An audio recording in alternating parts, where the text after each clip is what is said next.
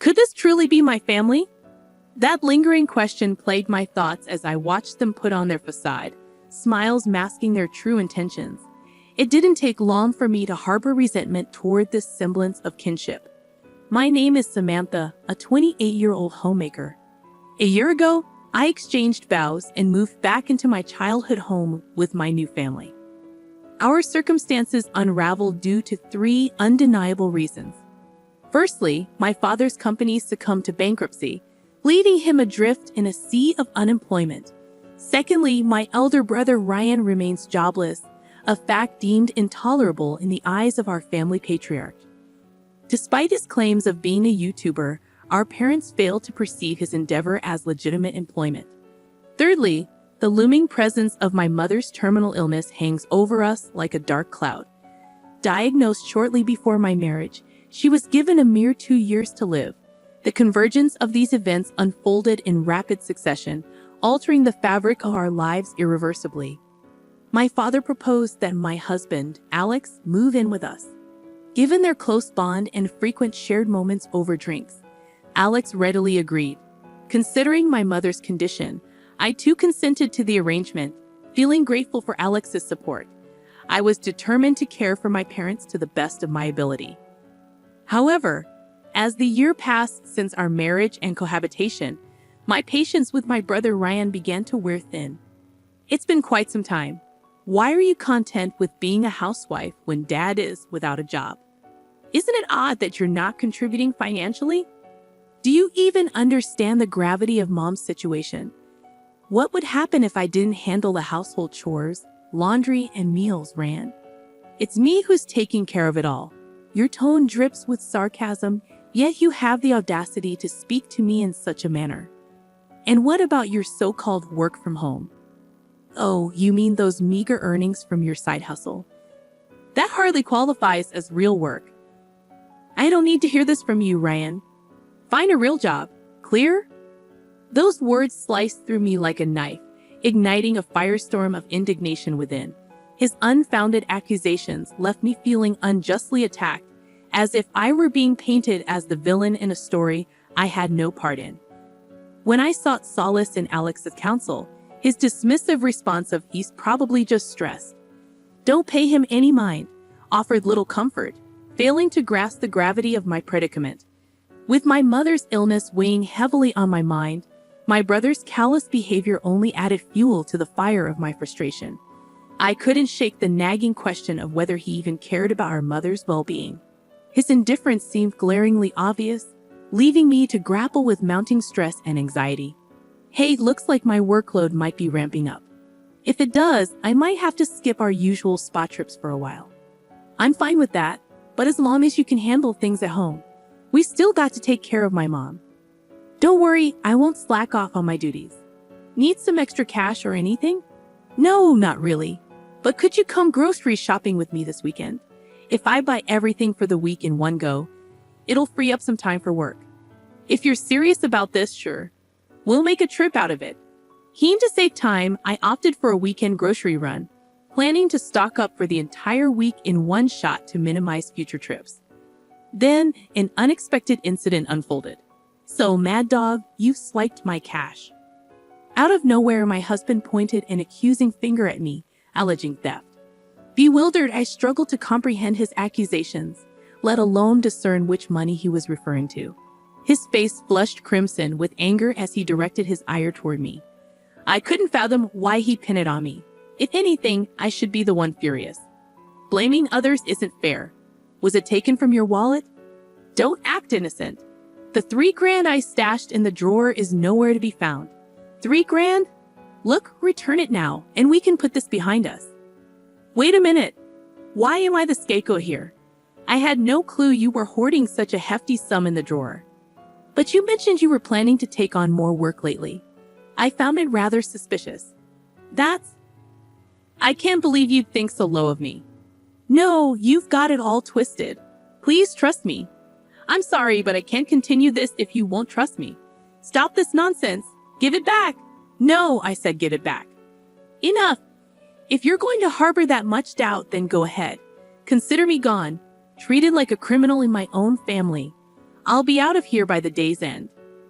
I snapped. My patience worn thin by the accusations hurled at me by my own family. Banished from the house, I left in a storm of frustration. However, the next day, I received a frantic call from my brother Ryan. Mom's in a terrible state. What? Ever since she realized you were gone, she's been in a state of panic, screaming for you. You need to return and calm her down. I refuse to set foot in that house again. I'm entrusting Mom to you, Ryan. You've never stepped up before, so now's your chance. With a steely resolve, I spoke, though inwardly conflicted. The tug of war between my pride and my worry for Mom weighed heavily on me. Enough with the bravado. This is too much for me to handle alone. She only listens to you, so just come back. Even Alex doesn't know how to handle this. I don't care. You reap what you sow. I will return, and I'm filing for divorce. I couldn't care less about that. It's none of my concern. But if it comes to it, you should take Mom with you. This is Mom and Dad's home.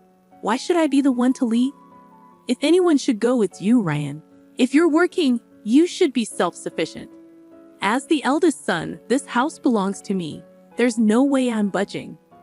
You have some nerve. Have you ever stopped to think about Mom's well-being? She's fighting an illness right now. I'll return on one condition. You leave, Ryan. Those are my terms. I can't agree to that. It's simply not possible. Quit being so self-centered and come back already. Even amidst such turmoil, Ryan remained obstinate and self-centered. Meanwhile, Alex's absence was conspicuous, seemingly content to linger in the house. Perhaps feeling uneasy, he only returned to sleep, opting to dine elsewhere. My departure had evidently triggered a cascade of discord within the family. I hadn't realized our bonds were so fragile. Then, after a month had elapsed, Alex finally reached out. Hey, how long do you plan to stay away? Come back already. Your mother-in-law is becoming increasingly difficult to handle, posing a significant challenge. Once that's sorted and you've left, we can proceed with the divorce, of course. I'll return. Are you seriously considering that?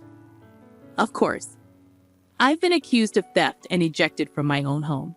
Wasn't that just an argument in the heat of the moment? You doubted your own family. I feel like I've failed in life. There's no trust left. Don't be ridiculous. The money is missing, and you're the only logical suspect. It's absurd to point fingers without evidence. Spare me your lectures. Just return the money, and we can put an end to this. You're the one acting foolish. Stop with the accusations. The truth is, you were desperate for money at that time. It's all too convenient. The culprit could only be you, criminal. Enough! Do you even want to know why I needed the money? I couldn't care less. Probably some frivolous purchase, like jewelry or whatnot. You were itching to get your hands on that cash. What's happening tomorrow? Huh? Are you serious? You don't even remember your own birthday. Oh, my birthday. Hold on, don't tell me. That's correct. Just as you suspected. I thought it was about time you had a new suit, and since you mentioned wanting a custom-made one, I was saving up for it.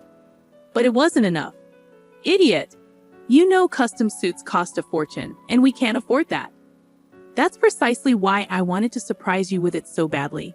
Yet you accused me of theft, and that hurt. Hold on, I had no idea. Please forgive me. It's not something to get so worked up about, right? I can't forgive you. The trust is shattered, so it's over. I'm sorry, but divorce is the only option now. That's why I've already consulted a lawyer. Or an attorney. Cut that out. I want to resolve this swiftly and return to my mom's place. I refuse. I won't divorce, and I won't vacate this house. We're meant to inherit it, after all. Huh? My resolve to divorce only solidified as Alex's demeanor remained unchanged. If he persists with this attitude, the divorce proceedings are bound to become tumultuous. Nevertheless, I stood firm in my decision. Amidst these thoughts, my brother reached out to me once more. Stop this nonsense. You need to return immediately. No chance. Why didn't you say anything before? What do you mean? Mom spilled the beans. She revealed that you've been footing the mortgage on this house. And not just that, you've been covering all the living expenses as well. Isn't it odd that you were unaware? And your job alone wouldn't suffice to cover all the expenses. But we can't afford the mortgage. What are you talking about? You have a job, yet you haven't contributed a dime to the household expenses. It's your responsibility to pay. Well, yes, but I invested in a computer, a top-of-the-line one. It was quite pricey. What? You spend money on a computer? Because I needed it for work. What choice did I have? Oh, so you're making enough to afford such luxuries. Then surely you can contribute to the mortgage, right? I've already told you I can't afford it. And your husband isn't chipping in for household expenses either. What's going on? Until now, I've been covering everything with my earnings, but now that Alex is dining out for every meal, there's no surplus money. What are we going to do? We need to come up with a solution fast. If we don't pay the mortgage, we'll end up homeless. And what about mom and dad? I had reached my limit with my brother's self-centered mindset. Enough already. Who cares about your video game streaming? You barely have 100 subscribers, and your views are in single digits.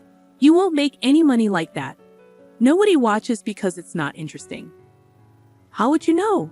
I just searched for video game streaming, and it popped up. Wearing a mask and sunglasses doesn't make you unrecognizable. How did you afford a computer with that? Don't tell me you. I didn't take any money from your husband. How would you know about that? Something doesn't add up. Well, actually, I overheard your conversation. What? There was nobody home when we had that argument. You were out, which is unusual for you.